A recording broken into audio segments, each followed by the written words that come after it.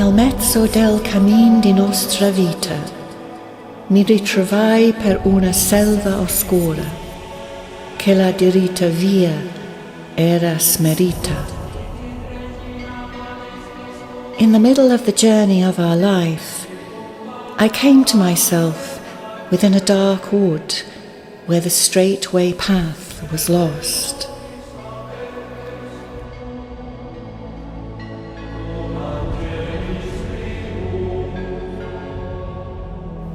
Last time, we left Dante at mid-life, exiled and broken in grief, and we glanced briefly at Canto 1 of his Inferno, in which he finds himself utterly lost at the start of his great journey. We also read his words from far off in Paradiso, where he attempts to describe the ineffable beauty he eventually discovered there.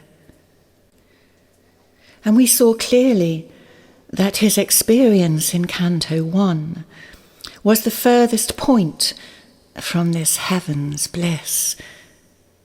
But if truth be told, the furthest place is in the deepest pit of the abyss below him. It is difficult to tell of that fearful place from which he sets forth, he tells us, and for a long time he stumbles, lost and afraid in the darkness. But all at once he sees a light glowing in the distance, and straight away he sets off toward it, and fleetingly he has hope. But as soon as he steps forth, he is obstructed by 3 wild beasts, a leopard, a lion, and a wolf. The creatures symbolize his own inner darkness, says Helen Luke in her book Dark Wood to White Rose. His love of pleasure, his fierce pride, and the terrifying latent greed and avarice of his ego. It will turn out that throughout what follows, we will see him gradually coming to terms with these projected aspects of himself. But for the moment, he is frozen in his tracks. The path will not be as easy as he first imagined, and his journey, his initiation into the mysteries beyond, will lead first into darkness and despair. Now the story tells that the Lady Beatrice looks on from her heavenly home, and she pities him, and comes down to the first circle of hell, where the ancient poets and philosophers dwell together in limbo. And she comes to Virgil, whom Dante greatly trusts and admires, and she implores him to seek out her love, and to bring him safely to the light, where she herself awaits atop Mount Purgatorio. O noble spirit, whose fame still endures in the world, she says, my friend is so obstructed in his way that he turns back in terror, and I fear he is already lost.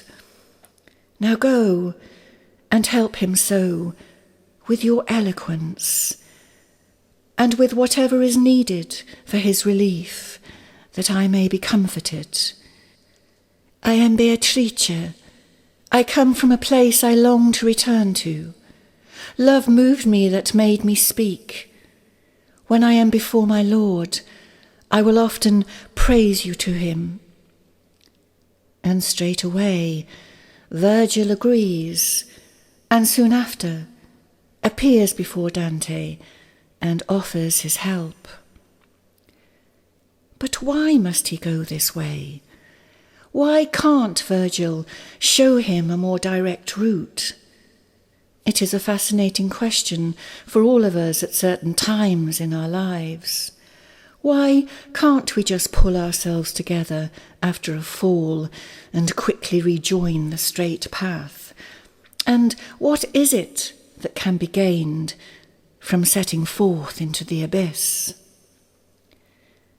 This, of course, is where the hero's journey begins, as we have seen many times. And just like Dante, most heroes and heroines are reluctant to set forth, but are very often persuaded against their better judgment by helpful guides like Virgil, who represent an unrealized part of the self, arrive and encourage us to accept the challenge, to jump off the cliff, as it were, as we see the fool doing at the start of the tarot journey. We do not know where the path will lead, if we will fly or fall, yet proceed we must, for there is no going back. Courage then, and onward, to see what is to be seen. Now Virgil will be the first of 3 guides or mentors who accompanied Dante on his journey.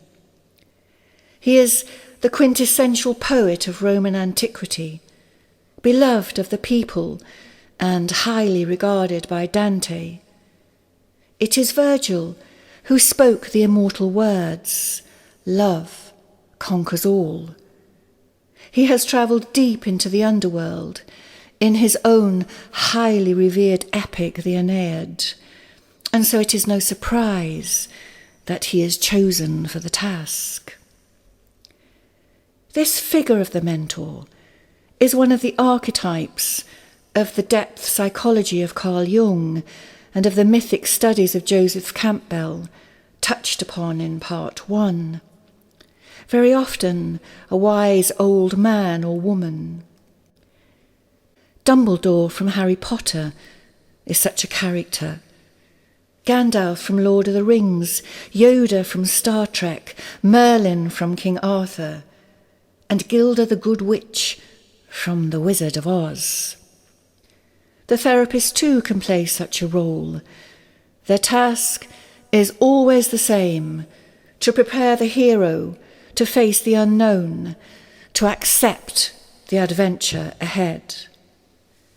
And to this end, and to give Dante heart, Virgil tells him that the Lady Beatrice herself came down into limbo out of concern and love to ask him to bring Dante safely to her side. And upon hearing, Dante is emboldened and resolves at once to follow Virgil wherever he will lead. Thy words have moved my heart to its first purpose, he tells Virgil. Henceforth you will be my guide, my lord, my master. And together then the two set forth onto the hard and perilous track ahead. Well, very soon they arrive at Hell's dark gate, over which the famous words are starkly inscribed. Abandon hope, all ye who enter here. Master, cries Dante, what is the meaning of this harsh inscription? And he then, as initiate to novice, replies, here you must gather your soul against all cowardice. This is the place I told you to expect. Here you shall pass among the fallen people, souls who have lost the good of the intellect. So saying, he puts forth his hand to me, and with a gentle and encouraging smile, he led me through the gate of mystery. Now, structurally speaking, the Inferno is presented to us as a narrowing cone, with its base lying underneath the land surface, and its tip reaching to the centre of the earth. It is divided into 10 levels, beginning with the ante-inferno, a vestibule of sorts, and then 9 further circles in which souls suffer for their sins, moving from the least to the most grievous.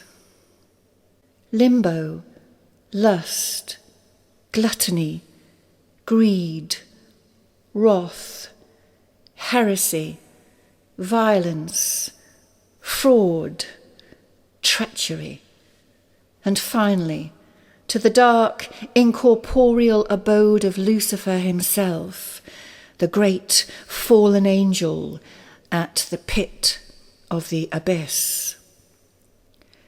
Full of gods and mortal folk, fictional and historical, the Inferno is teeming with fallen angels and assorted lost souls from Dante's day, all those who have strayed from the light in one way or another, and found themselves stuck here, forever on a kind of merry-go-round, condemned to endlessly repeat their worldly errors. There are no punishments as such, although it appears so, but more of a coming into alignment with one's unholy deeds, in accordance with a universal law of attraction, with an ultimate self-orchestrated justice. As you sow, so shall you reap. There is no time in hell, no introspection, no dreaming, no standing back to review, just stuckness in the moment. Each soul or shade, as Dante calls them, perpetually gripped in a kind of archetypal possession that permits no reflection, no moving on. It is a state of mind, if you like, mirroring an unevolved consciousness. And this is something of what Dante is seeking to express, not to be taken literally, of course, but as a poetic and allegorical description of what hell might be like. And it would be a mistake to think that Dante and Virgil were setting off merely to view the crimes and punishments of others as objective onlookers. This is not at all what the hero's journey is about. It is cautionary, of course. How could it not be? But what they are to witness is also universal, common to all, as we said before. Dante's journey, but our journey too, personal and collective, our shared darkness and our shared light. First, then, the ante-inferno, where such cries of pain and torment greet the poets as they enter in, and Dante is immediately brought to tears. Numerous souls run ceaselessly midst a foul wind, all the while lamenting their plight, whilst being stung terribly by wasps and hornets. "Sweet spirit," cries Dante, "what souls are these who run through this black haze?"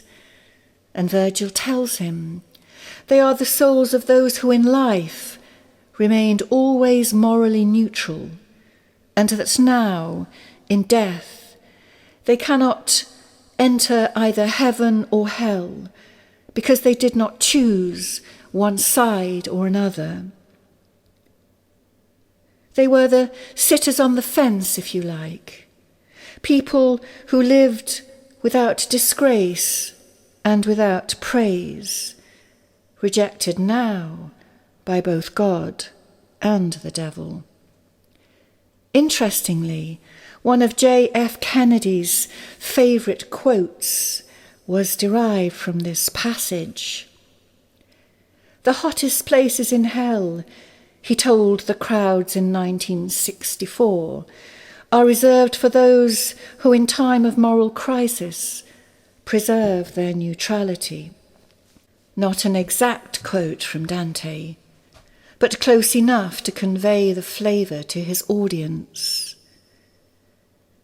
And looking on at these souls, Dante is mesmerised, but Virgil hastens him on to the first of the 9 circles proper, all of which we will discover are guarded by figures from Greek mythology, the first of whom is Charon, the old ferryman, who awaits them on the shores of the river Akron, the first of the 4 rivers of hell, all, we are told, created from human tears.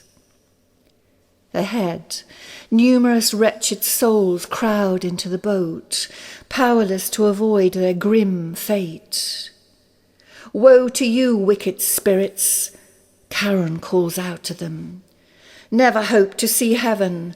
I come to carry you to the other shore, into eternal darkness, into fire and ice." And when he sees the living Dante, he shouts at him to keep away. But Virgil explains his mission is ordained by God.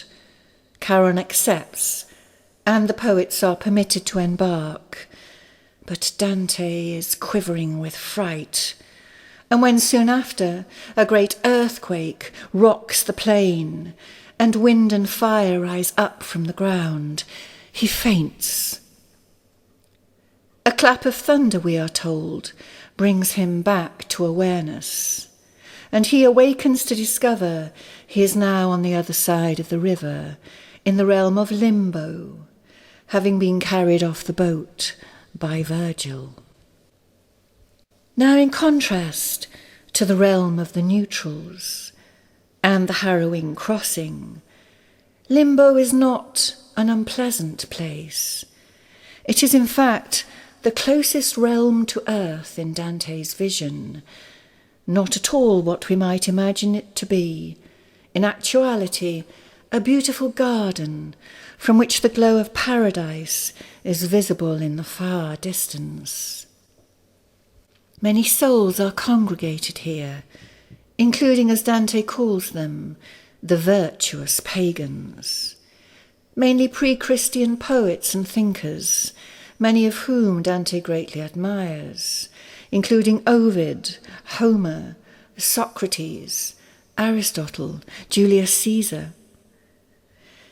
It is the domain from which Virgil came to help him, and to which he will return, after handing Dante into the care of Beatrice, who awaits him at the gate of heaven. There are no terrible punishments to be endured here. Souls have endless time for philosophical debate, for the writing of great works, or the remembrance of ones already completed. But, and this is the great snag, there is no possibility of progression, no eventual ascent to the light. Why? Because these souls are not Christians, say the Church, say many commentators. Maybe this was even Dante's belief. It is certainly the story we hear from Virgil, who tells us that when Christ descended to the underworld after his crucifixion, he rescued Old Testament souls trapped here and took them up to heaven, but not the poets and the philosophers of the classical worlds. Dante was a poet and a philosopher too, in full admiration of these souls. But he was also a Christian, writing in 14th century Italy, and his ultimate belief was in a Christian salvation. Some may experience this as a limitation, others not. And clearly, his Commedia does not transcend the beliefs of its age. How could it? But it does reveal truths of a symbolic nature, as we have said. And if we allow ourselves to read it this way, we may see a work that in many ways does transcend its time, and its culture too. So, looking differently, what might be the reasons for the continued incarceration of these souls? Might it be something about the limits of philosophy itself, or about ego attachment to one's work, the inflations called hubris that the Greeks detested so? Can these things stop us in our tracks, keep us one step removed from the light that shines in the unattainable distance? Everyone knows philosophy can be dry, rendering us too detached, maybe, where the muse cannot reach us and light us up from within, or too close at the other end of the spectrum, where we lose connection with humility and claim the genius as our own. And straight away we see Dante falling prey to this very thing, for in seeing these poetic champions before him, he is immediately tempted to put his own work alongside theirs, and to wonder where he might be in a kind of top 10 list of all-time greats. To some extent, Dante and Virgil symbolize these opposite poles, especially within the poem. Virgil holds the space, as it were, maintaining detachment, like a good therapist, whilst Dante enters in, more fully experiencing the prevailing consciousness of each sphere he encounters. But there are pitfalls, as Dante sees, with every step he takes, and this, of course, is the point of the excursion. The distant light seen in limbo is indeed that of truth, of love, and of beauty, but encountered through the prism of the intellect, and maybe even contaminated by hubris, yet it is light nevertheless, a light that now fades and diminishes as our poets hasten down to the deeper realms below. Another way now, Dante tells us, my sage guide leads me from that air serene into a climate ever vexed with storms, and to a part I come where no light shines. And so we went down to the second ledge alone, a smaller circle of so much greater pain. The voice of the damned rose in a bestial moan. There Minos sits, grinning, grotesque, and hale. He examines each lost soul as it arrives, and delivers his verdict with his coiling tail. Here are gathered all those who have succumbed to lust, including the characters from the medieval love books written by the Provençal poets, writers like Chrétien de Troyes, who wrote the Grail romances and brought the characters we all know to life, including Lancelot and Guinevere, Tristan and Isolde. The characters of the classics are here too, Cleopatra and Queen Dido from Virgil's Aeneid, Helen of Troy and Paris from Homer's Iliad. Yet the most memorable characters Dante meets are Paolo and Francesca, adulterous lovers from his own time. All are swept about endlessly upon fierce, uncontrollable winds that emulate their earthly passions. Dante asks if he might speak with these lovers, still wrapped as they are in their adulterous embrace, and bearing the stains of their bloody demise. O wearied souls, if none forbid it, pause and speak to us. But tell me, in the time of your sweet sighs, by what appearances found love the way to lure you to this perilous paradise?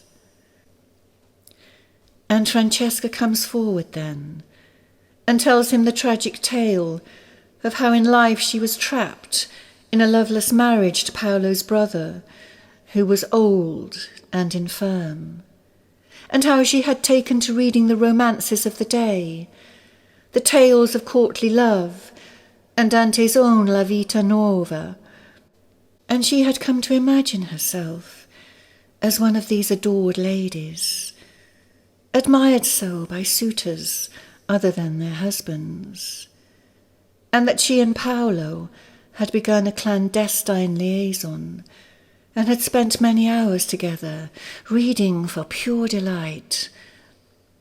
On the day of their death, they had been reading the tale of Lancelot and Guinevere, and had arrived at the sensual moment of their first furtive kiss, after which, she tells Dante, they read no further. Yet unbeknown to them, the lovers had been betrayed, and Francesca's husband discovered and murdered them in a jealous rage. And for all eternity now they are trapped in lustful pursuit of one another, from which they can find no rest, nor progression, nor deeper truth. And as Paolo listens to Francesca's tale, he weeps uncontrollably, and Dante is heartbroken to see this dear soul, who in her short life was a beautiful devotee of the high arts, rendered now such a victim, and he is full of compassion and overcome with a sense of responsibility for these souls who have been led astray so by his own hand. And he is reminded of his great limitations and immaturity as a poet at the time of writing his La Vita Nuova. Francesca too lays the blame for her predicament at Dante's door. Had she not read his intoxicating words, had she not been drawn into the genre, she would not be where she is today. And hearing her words, Dante faints and falls to the floor like one who has died, so great is his sense of guilt. And his mind goes back to limbo, to the garden of the poets in the first circle, and he is reminded of how very wrong he was to place himself in such high esteem amongst the classical masters of old. And he is humbled and laid low. The poets take their leave, setting off then to the circle of gluttony below. Though as they descend through the increasingly narrow terraces, into the ever-deepening darkness of the abyss, the light of love, of trust and friendship grows in contrast and in like measure between Dante and his guide. There is no time here to attend to every detail, but a study of their evolving relationship is worthy of exploration in its own right, and I strongly recommend it. There is a moment way ahead, atop Mount Purgatorio, where Virgil will finally commend Dante into the hands of Beatrice, and thereafter return to the circle of limbo. He will be denied entry into heaven, even after the very great service he has rendered. And the hearts of many readers have broken at this moment, and they have cried out, "Why? Why, after everything, may Virgil not be allowed to pass?" But returning to our tale, Our poets now come down into the sad realm of the gluttonous, to those whose appetites have undone them. And a fierce rain hails down upon those once elegant folk, now utterly possessed by desire, once regulated and in check, when food was a source of nourishment, and eating in the company of others a refined and pleasant experience. Now they are naked, howling, and engulfed in a vile slush which they are forced to eat, reflecting their descent to utter degradation. They do not even notice their companions, so intent are they about this business. And Cerberus, the cruel dog with 3 heads, who guards the entrance to the classical underworld, here flays and taunts them in their mire. And looking on, Dante is truly disgusted. How pitiful they are, how lost and inelegant. And he begins to see how easy it is to fall, and to understand how they, and indeed how all of us, are complicit in our own agony, our own unique tragedies. Virgil then hastens him onward, and quickly they go down to the 4th circle, where those who have lusted after material gain, money, riches, and all the rest, receive their just rewards. The canto commences with Plutus, dark god of the classical underworld, babbling incoherently at Dante and Virgil. For this is the realm where language, where eloquence and poetry have devolved into mere utterance of vacuous slogan and crude catchphrase, much as we see exhibited in politics and in the media today.